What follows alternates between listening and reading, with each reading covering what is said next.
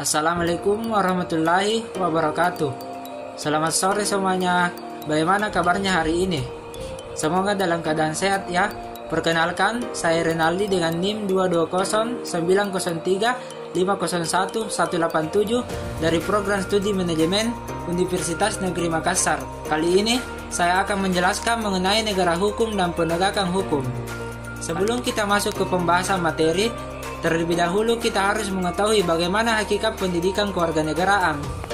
William Galston mengatakan bahwa pendidikan kewarganegaraan per definisi adalah pendidikan di dalam dan demi tatanan politik yang ada.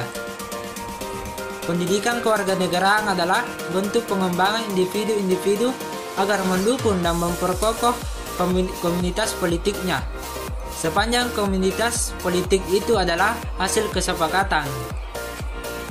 Tujuan umum dari semua pendidikan kewarganegaraan di banyak negara adalah membentuk warganya agar menjadi warga negara yang baik guna mendukung keberlangsungan negara yang bersangkutan, di mana negara ini merupakan negara hukum yang penuh dengan aparatur penegakan hukum yang ada di Indonesia. Yang pertama yang perlu diketahui adalah apa itu negara hukum. Jadi, negara hukum adalah negara yang penyelenggaraan kekuasaan pemerintahannya didasarkan atas hukum. Di negara yang berdasar atas hukum, maka negara termasuk di dalamnya pemerintah dan lembaga-lembaga lain dalam melaksanakan tindakan apapun harus dilandasi oleh hukum dan dapat dipertanggungjawabkan secara hukum. Dalam negara hukum, kekuasaan menjalankan pemerintahan berdasarkan atas kedaulatan hukum atau yang biasa disebut dengan supremasi hukum dan bertujuan untuk menyelenggarakan ketertiban hukum. Yang kedua, di negara hukum itu terbagi menjadi dua bagian. Yang pertama, negara hukum formal, di mana negara hukum formal adalah negara hukum dalam arti sempit, yaitu negara yang membatasi ruang geraknya dan bersifat pasif terhadap kepentingan rakyat negara. Negara tidak campur tangan secara banyak terhadap urusan dan kepentingan warga negara.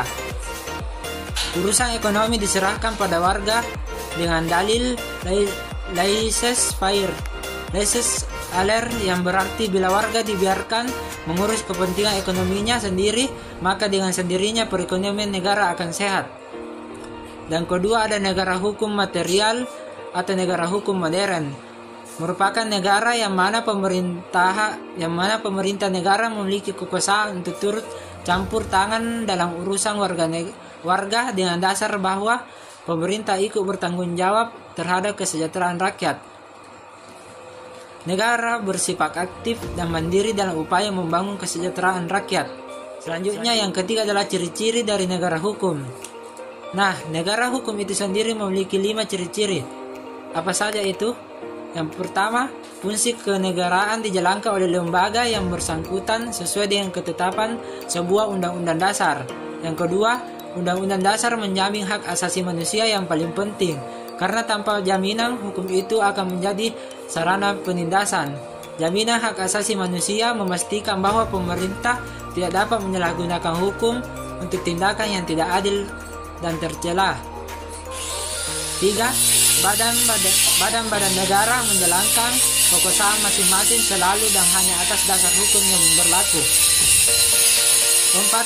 Terhadap tindakan badan negara yang masyarakat dapat mengadu ke pengadilan dan putusan pengadilan dilaksanakan oleh badan negara.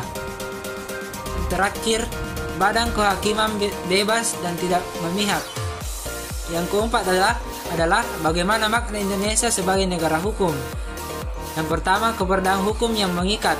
Indonesia sebagai negara hukum berarti bahwa hukum memiliki kekuatan mengikat yang harus dipatuhi oleh seluruh warga negara dan pemerintah. Yang kedua, prinsip kedaulatan hukum. Makna ini menunjukkan bahwa hukum berlaku setara bagi semua individu dan lembaga termasuk pemerintah.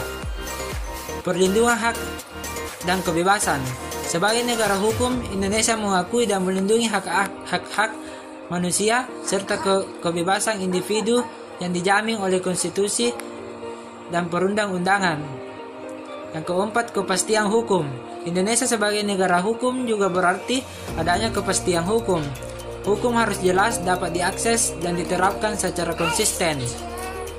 Kepastian hukum memberikan dasar yang stabil bagi individu, bisnis, dan investasi untuk beroperasi. Yang kelima, penegakan hukum dan keadilan. Negara hukum menjamin penegakan hukum yang efektif dan adil. Hukum harus ditetapkan dengan konsisten dan tidak memihak kepada siapapun tanpa adanya intervensi politik atau kepentingan pribadi. Yang keenam, tanggung jawab pemerintah. Indonesia sebagai negara hukum menempatkan pemerintah sebagai pemegang kekuasaan yang harus bertanggung jawab dalam melaksanakan tugas dan kewenangannya sesuai dengan hukum. Kemudian yang kelima adalah penegakan hukum. Apa itu penegakan hukum? Jadi penegakan hukum pada dasarnya merupakan suatu usaha untuk mewujudkan ide dasar hukum menjadi kenyataan atau berlaku di masyarakat. Ide hukum itu meliputi keadilan, kemanfaatan, dan kepastian, atau mewujudkan 3 tujuan hukum, yaitu keadilan, kepastian, dan kemanfaatan. 1. Penegakan hukum untuk tugas tujuan hukum tersebut. Tanpa kepastian hukum, orang yang diputus tidak tahu secara jelas apa pelanggaran hukum yang telah dilakukannya. Yang kedua, cakupan penegakan hukum. Siapa saja yang menjalankan aturan normatif atau melakukan sesuatu atau tidak melakukan sesuatu dapat dengan mendasarkan pada norma aturan hukum yang berlaku, berarti dia telah menegakkan hukum.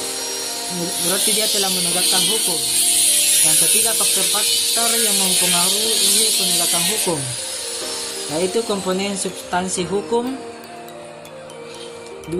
Komponen struktur hukum. 3. Komponen budaya hukum. Terakhir yang ingin saya jelaskan adalah aparatur penegakan hukum di Indonesia. Lantas siapakah institusi dan orang sebagai penegak hukum di Indonesia? Yang pertama, kepolisian. Yang kedua, kejaksaan. Yang ketiga, kehakiman. 4. Advokat. Demikian penjelasan materi yang dapat saya bawakan mengenai negara hukum dan penegakan hukum yang ada di Indonesia. Jadi intinya adalah negara hukum itu penting bagi suatu negara, karena dengan adanya negara hukum maka keadilan, kemanfaatan, serta kepastian akan tercapai sebagai landasan bagi suatu negara. Dan negara hukum itu pula ditugaskan untuk aparat-aparat yang bertanggung jawab dalam penegakan hukum di Indonesia. Baiklah, sekian materi dari saya. Semoga apa yang saya sampaikan dapat menambah wawasan bagi teman-teman semuanya. Dan mohon maaf apabila ada kesalahan kata dalam pengucapan saya. Wassalamualaikum warahmatullahi wabarakatuh.